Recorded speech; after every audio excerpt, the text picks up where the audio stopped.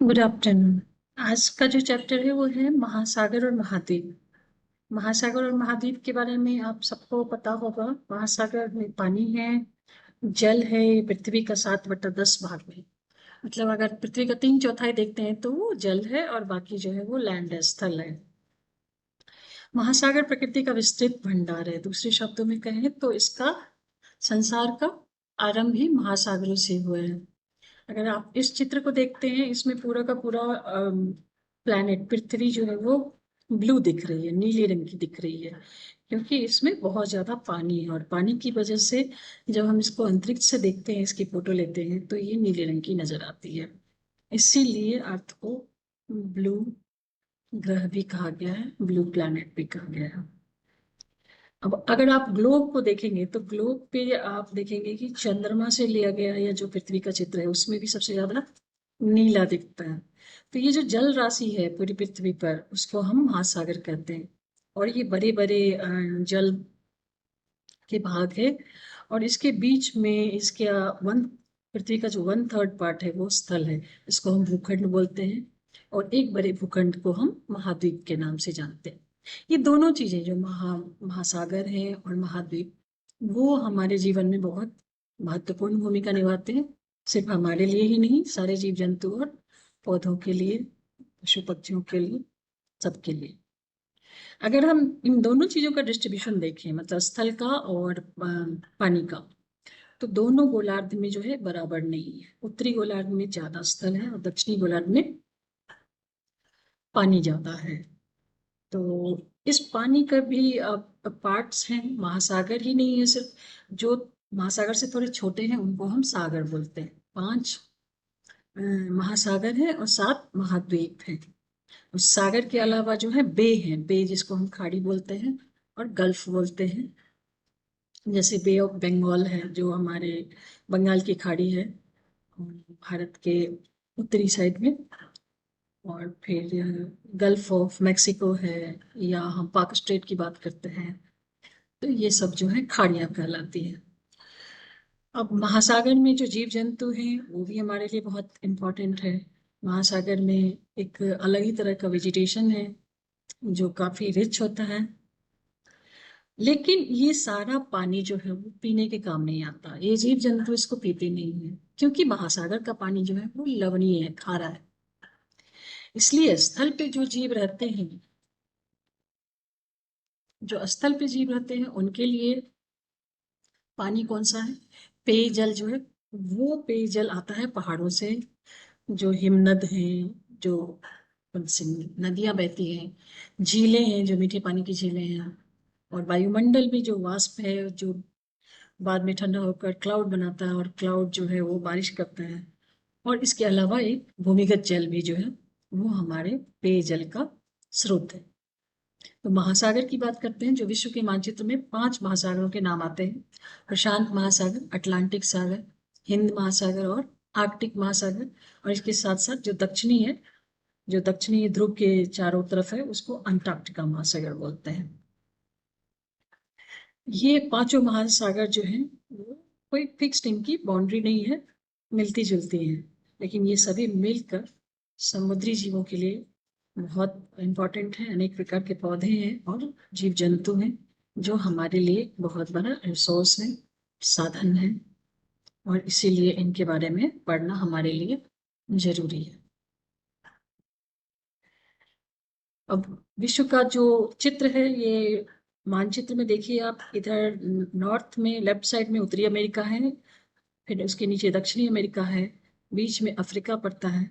और नॉर्थ में अगर आप राइट साइड में देखते हैं ईस्ट पार्ट में, तो एशिया और यूरोप दोनों मिलाकर यूरेशियन कॉन्टिनेंट दिखता है।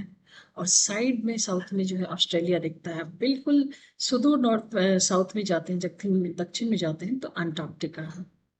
तो ये हमारा स्थल भूभाग है। ये 5 महासागरों के बीच में 7 महाद्वीप हैं।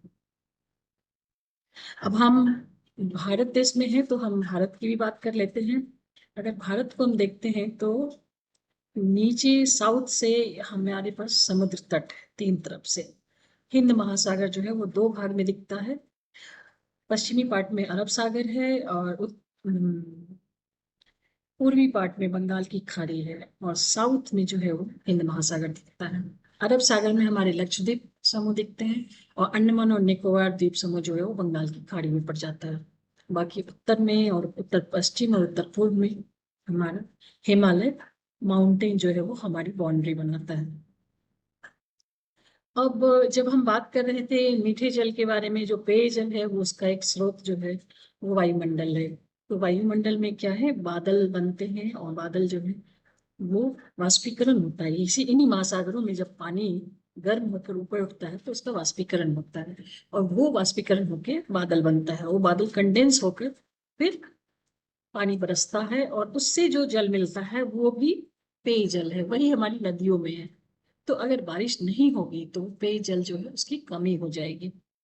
अब इसी में महासागर जो है कभी कभी तूफान को भी जन्म देते हैं, क्योंकि आप जानते हैं स्थल भाग जो है वो देर से जल्दी गर्म हो जाता है और जल्दी ठंडा होता है, जबकि जल जो है वो देर से गर्म होता है और देर से ठंडा होता है। तो इसकी वजह से जब स्थल भूभाग बहुत ज्यादा गर्म हो जाता है तो वहां पर प्रेशर जो है वो दाब जो है कम हो जाता है और जल की तरफ से जो है, पानी की तरफ से जो ठंडी हवाएं हैं वो दौड़ कर आती हैं और इससे जो है हवा काफी तेज उत्पन्न होती है और तूफान आता है। और इन तूफानों से कभी कभी कोस्टल एरिया में, विश्व के तटीय क्षेत्रों में काफी ज्यादा हानि होती है। एक और चीज है जो महासागरों में होती है और बहुत ज्यादा इम्पोर्टेंट है, 2004 के सुनामी के बारे में आपने सुना होगा। तो ये सुनामी भी जो है वो समुद्र से उत्पन्न होती है और ये बहुत विशाल तरंगे होती है जो महासागर के अंदर ज्वालामुखी फटने से और भूकंप होने से होता है। और उसके बाद जो है तटीय क्षेत्रों में लहरें जो है काफी दूर दूर तक जाती है, कई किलोमीटर तक जाती है और उसके कारण सुनामी आती है और बहुत ज्यादा हानि हो जाती है। महाद्वीपों को अगर हम देखते हैं, ये सातों महाद्वीप जो है वो कुल मिला के वो भी मिले जुले दिखते हैं। जैसे उत्तरी अमेरिका और दक्षिणी अमेरिका, दोनों के बीच में जो है बिल्कुल छोटा सा एक ज्वाइनिंग पार्ट है, तो दोनों एक ही भूखंड कह सकते हैं। इसी तरह यूरोप और एशिया जो है काफी ज्यादा आपस में मिले जुले हैं, लेकिन हिस्टोरिकली अगर ऐतिहासिक रूप से देखें या कल्चरल चीजें देखें तो बहुत ज्यादा डिफरेंस है और इसलिए हम यूरोप को अलग मानते हैं और एशिया को अलग मानते हैं। तो अब इस चार सारी चीजों में हमने जो पढ़ा, तो चार महाद्वीप, Africa, Eurasia, America, Antarctica, Australia. अगर पांच महाद्वीप पढ़ते हैं तो अफ्रीका, अमेरिका, अंटार्कटिका, ऑस्ट्रेलिया और यूरेशिया। जबकि छह महाद्वीप के बारे में अगर हम पढ़ते हैं,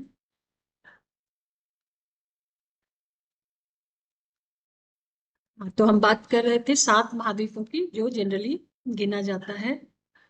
अफ्रीका, अंटार्कटिका, ऑस्ट्रेलिया, एशिया, उत्तरी अमेरिका और दक्षिणी अमेरिका के साथ सबसे छोटा यूरोप, ऑस्ट्रेलिया।